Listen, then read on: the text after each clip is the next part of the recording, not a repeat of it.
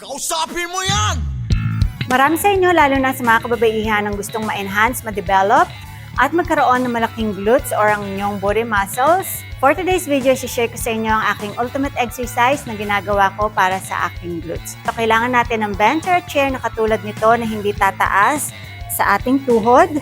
At para malaman natin ang distance ng ating paa, stretch out your legs, ilagay ang inyong paa dito sa inyong tuhod. Ang inyong likuran, bandang bra level. Tuck your chin.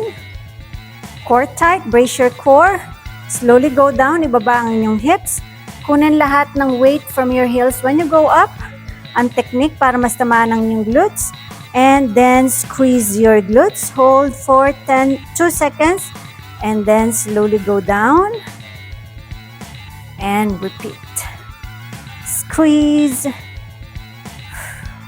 Slowly go down. Mind-muscle connection. Isipin ang muscle na wino-work.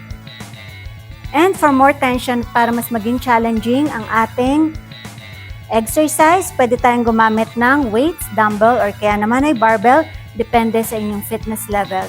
Pero kung beginner pa lang kayo at first time nyo itong gawin, I suggest na gawin nyo muna to ng body weight lang. Again, ang paa, about 90-degree angle. Tuck your chin, brace your core, slowly go down.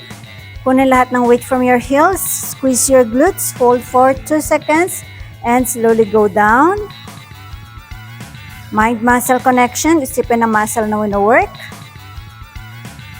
And repeat.